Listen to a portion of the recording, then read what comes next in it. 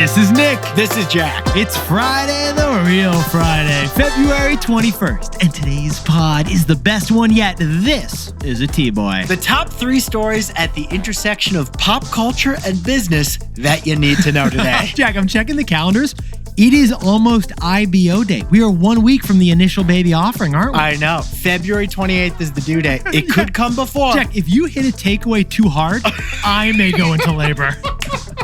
Jack's baby isn't here yet, but we got 3 fantastic stories for today's show. What do we got, Jack? For our first story, Amazon has acquired the creative rights to James Bond. 007 is an Amazon employee now. So we've got advice for Bezos on how to not ruin the James Bond franchise. For our second story, Microsoft just defied physics. True story. They created something that's not a solid, liquid, or gas. They found a 4th form of matter. And Microsoft's quantum leap is awkward for Apple. And our third and final story, OpenTable has overtaken Resy as the home to America's coolest restaurants. Because OpenTable ordered up one bold move. But Yetis, before we hit that wonderful mix of stories. Fantastic mix of stories. Love podding with you, Jack. Great mix today. The number one thing being searched on Google right now is it safe to fly? That's right. The number of people Googling, is it safe to fly, has soared to an all-time high. Because there have been 4 flying incidents in just the last 4 weeks. But Jack and I got curious, and so we dove into the data on how safe really is flying. It's good to remind yourself every once in a while, how safe is it actually to fly? Well, we have got the numbers and we've got the context. According to the usafacts.org, you are 7,000 times more likely to be injured driving in a car compared to flying. That's right. Because from 2002 to 2022, a total of 689 people were seriously injured flying in airplanes. While over that same period, 48 million people were hurt in cars. So you are way more likely to be injured in the taxi on the ground than you are in the airplane. Now, Jack and I got more curious, so we dove in further T-Boy style. You're 68 times more likely to die on a roller coaster. You are 20 times more likely to be killed by your own furniture. In fact, you're more likely to be cast in a superhero movie and then die in a fake plane in CGI on set.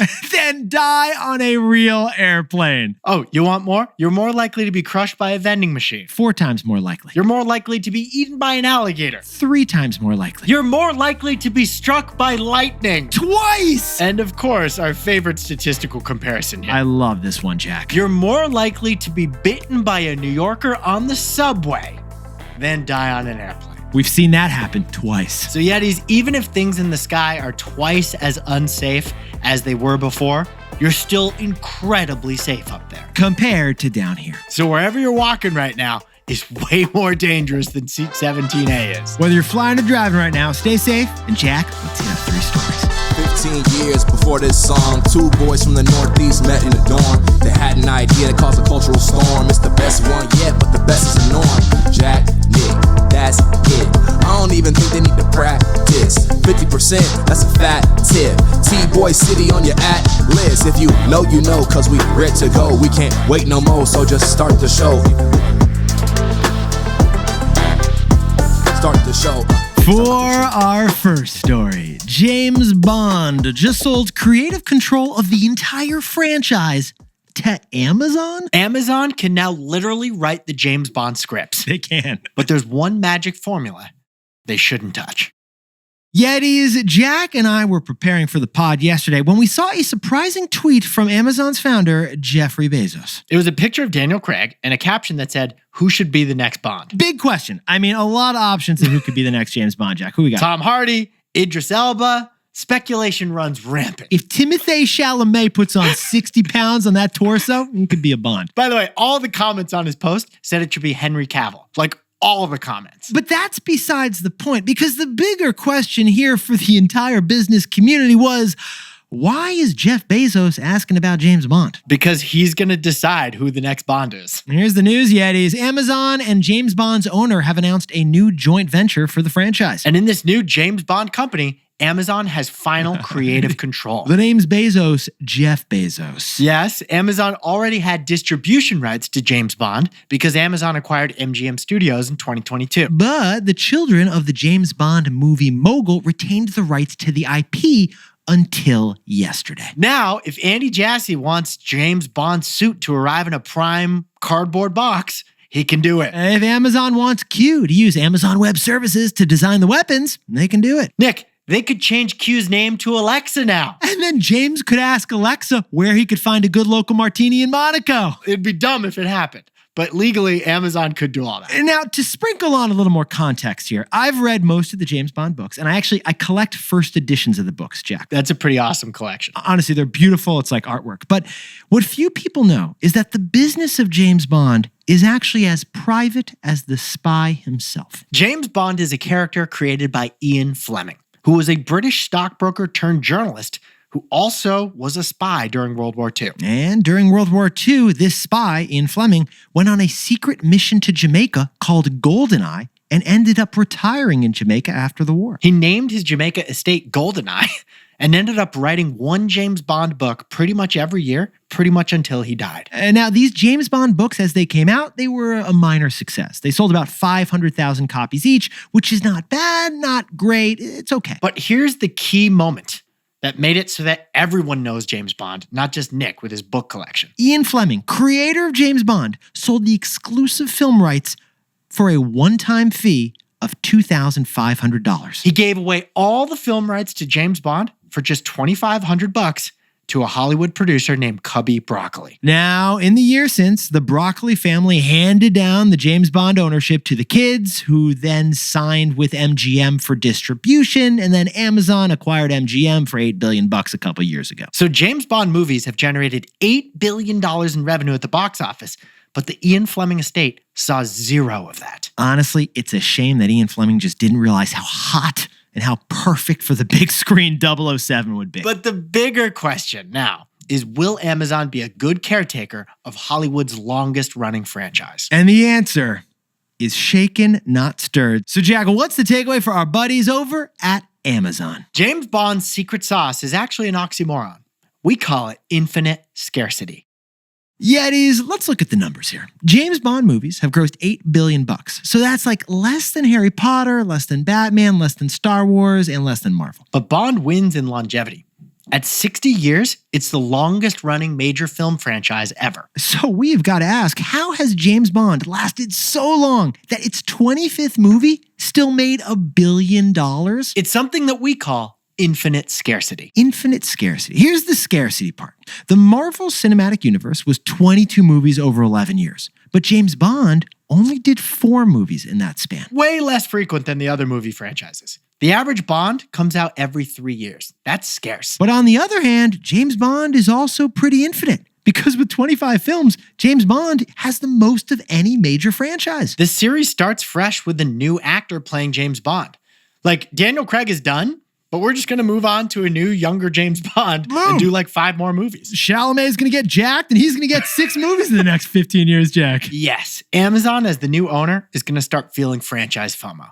Pressure to do spin-offs, pressure to do a prequel about one of the villains. But the risk is franchise fatigue, overdoing it, stretching the brand too far, too fast, like Disney did with Marvel superheroes. Instead of that, we think Amazon should respect what has made James Bond the longest lasting franchise in Hollywood. And that strategy is infinite scarcity, which also kind of sounds like the name of a James Bond movie.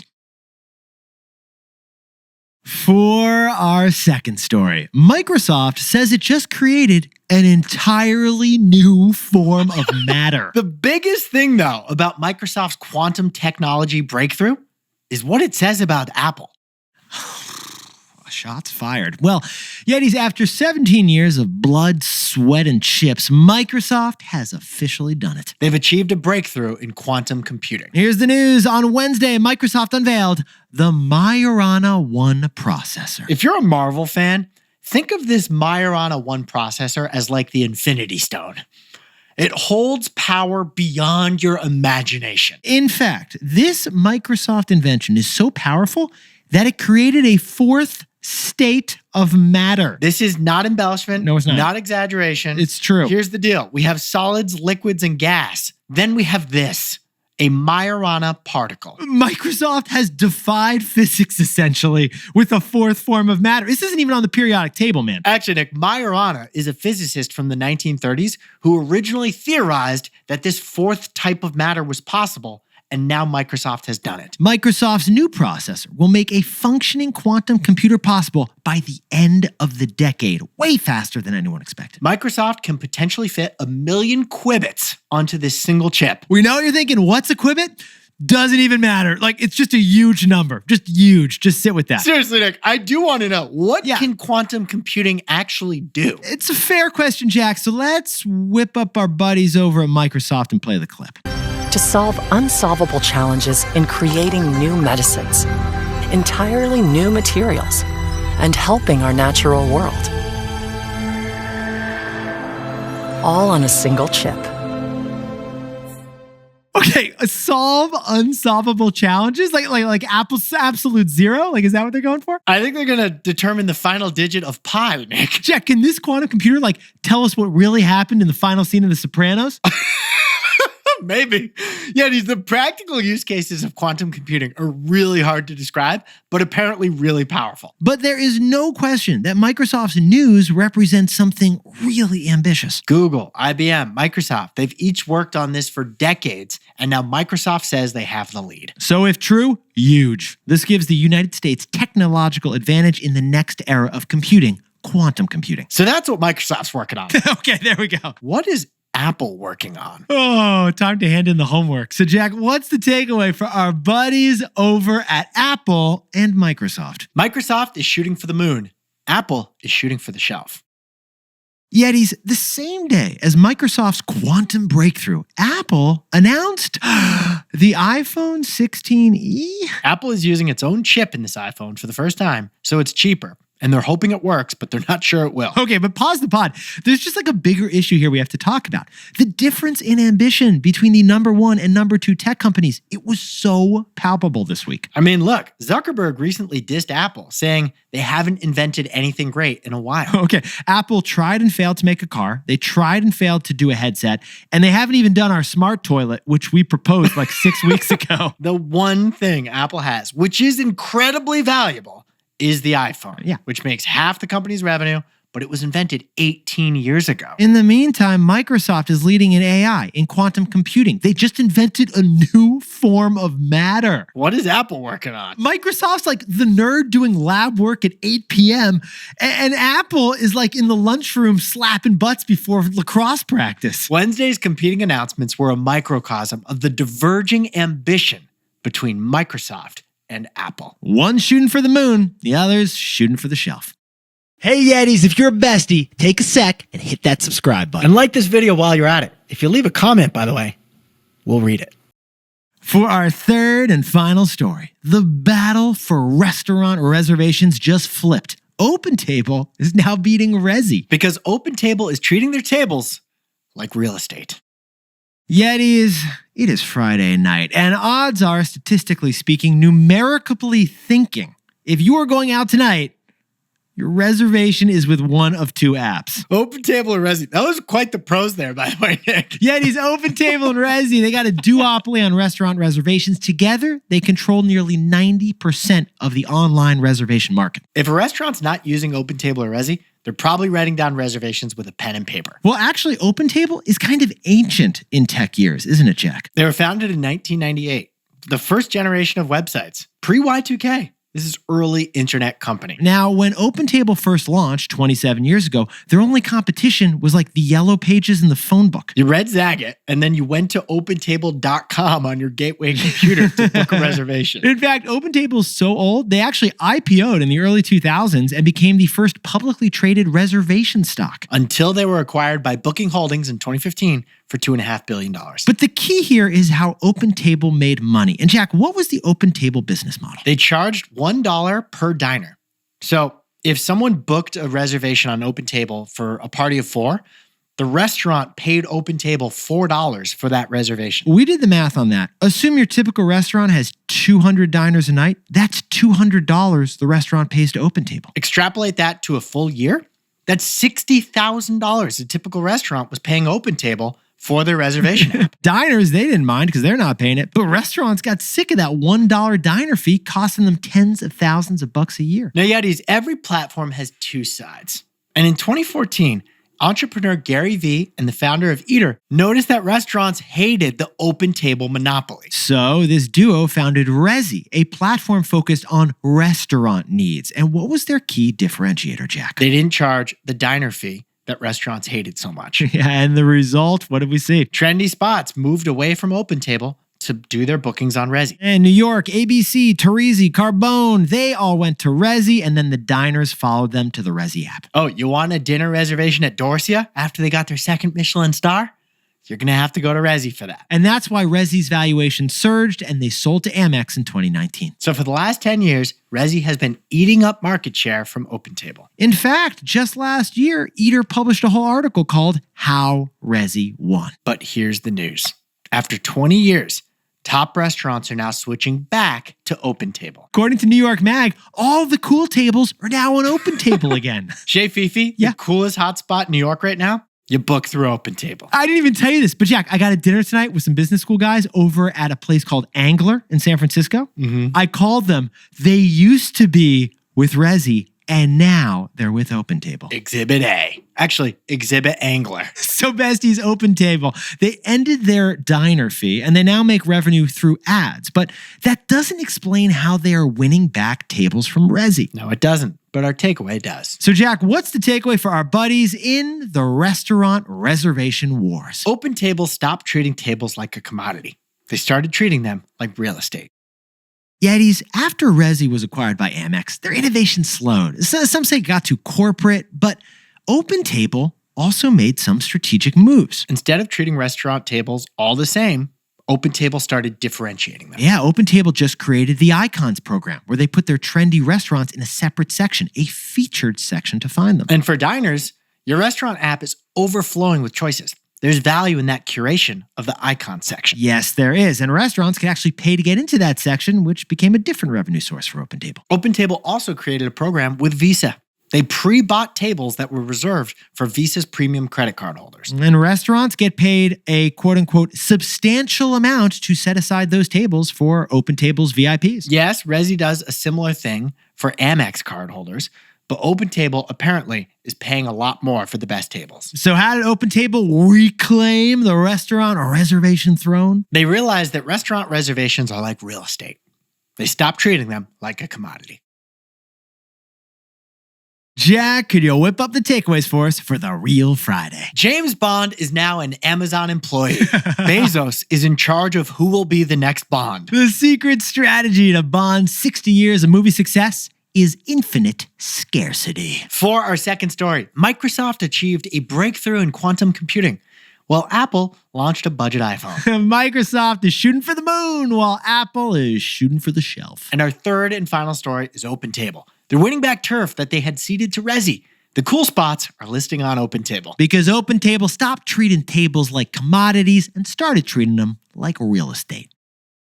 But Yetis, this pod's not over yet. Here's what else you need to know today. First, President Trump called Ukraine's president a dictator this week, something that he's never called Russia's president. The Trump administration is negotiating an end of the war in Ukraine with Russia directly and without Ukraine. As Secretary of State Rubio says, there is huge potential for the United States businesses to re-enter Russia. It would be a shocking policy change to embrace Russia while punishing allies with tariffs. And second, that Delta flight that just turned upside down in Toronto, we got some wild new details on it. Well, it's a miracle that none of the 80 passengers on that flight were killed. But they're also emotionally scarred, so Delta is offering them $30,000 each, having been on the flight. We assume that includes a deal to not sue them. And finally, Coca-Cola just launched its own prebiotic soda, and they're calling it Simply Pop. Remember this week we told you about the prebiotic soda wars between Poppy and Olipop? Well, their mutual enemy is Big Soda, and Coke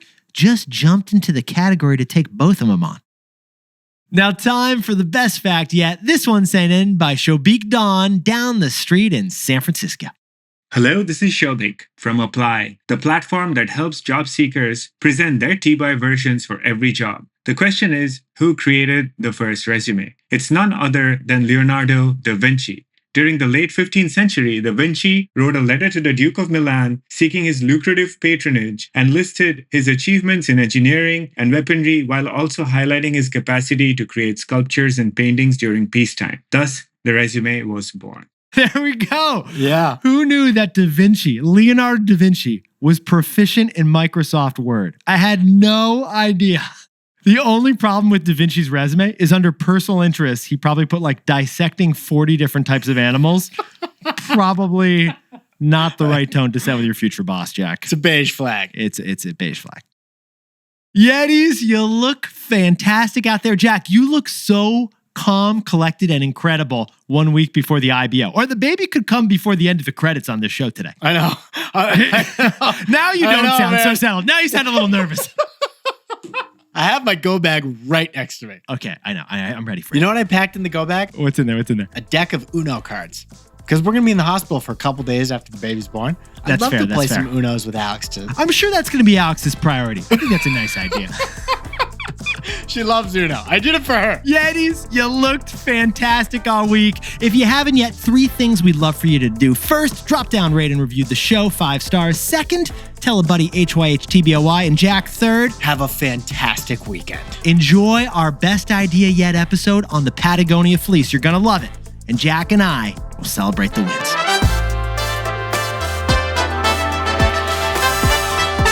And before we go, a happy birthday to Yeti George Zelafro doing logistics with Chicago Trucks and Donuts, baby. And happy 7th birthday to Daisy in Galena, Kansas. Who's a good girl? Yeah, she's a dog, by the way. And John Rich, happy birthday down in beautiful DC. Happy 43rd birthday to James Roddy in Long Beach. And Jen Wynn's got a birthday in Lancaster, California. Happy birthday, Jen. Happy birthday to Waverly Bell in Kalamazoo, Michigan. And Digna Pinal over in Roseville, California. Have the best birthday yet. Congratulations to Caleb J. and Jesse Calzo, who are getting married in Fort Worth. Let's see some pics. Enjoy, guys. Have a blast. And Steve Hamilton is running a burgeoning distillery in Saratoga County, New York, looking for a business partner. We got some T-Boy matchmaking to do, Jack. Let's get this guy hooked up. Anybody in upstate? Actually, Steve should let us know if he's accepting remote work. We'll update it on the next pod. And Danny Goal saw a fire truck with a surfboard on it. Sent us a picture. Danny, thanks for enjoying the show. And a big shout out to James Holodnik from New York City, who sent us some legendary IPOetry. Publicly traded poetry. And Kelsey Black, speaking at a conference in Denver, we assume on books because no one knows books better than Kelsey. And happy anniversary to Evie and Walter in Juneau, Alaska. And to anyone else who's celebrating something today, make it a T-Boy. Celebrate the wins. This is Jack. I own stock of Amazon, and Nick and I both own stock in Apple.